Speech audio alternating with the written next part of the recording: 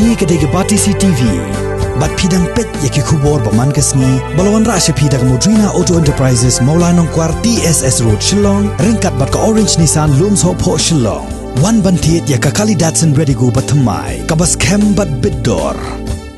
Kakinhon kinong tray Asha Mauro PHC. Ya kabalatip kum ka Maulay Asha Welfare Association. Lembat ka Milim Block.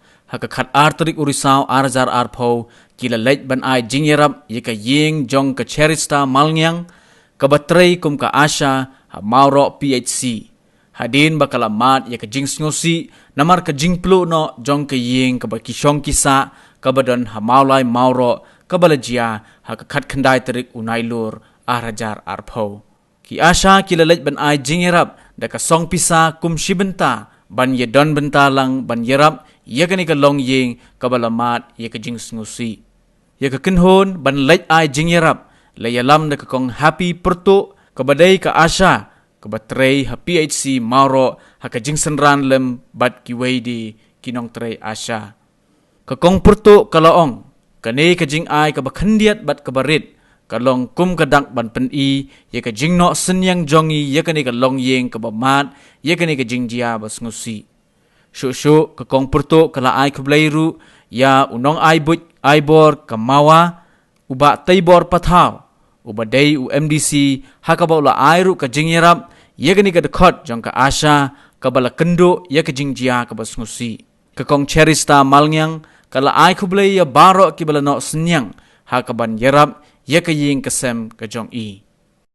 Ini dan kendiat ijing ai barat ijungi kum kadak kata ka bangin peni ya kata ka jingeno senyang nan malam ta kani kalong ini bagamar ikani ka jingja ya bat kendiat lu yang dia tu ni nak kalian jongka mala Asha Welfare Association idan wadu bahasa jungi bade UMDC te ni la ai ka jingerap akani ka sini nak kalian jongka mala Asha Welfare Association na tunjur na pawi ka jing semua buat iki MLM DC belala empoi ha kini kejata kini keji bala jam ko por manai ke jingira ko juki te menta kembang na kaliang jong MDC lale sibun ke kam tiba umsim na pun media dani pula yarap sibun kilong yang ke badan ke jing jingia hakalang jata jogani ka dong mala te kum kani ko por na kaliang jong kum advisor jumi hakani ka Maulay Asha Welfare Association lalu senyum mantap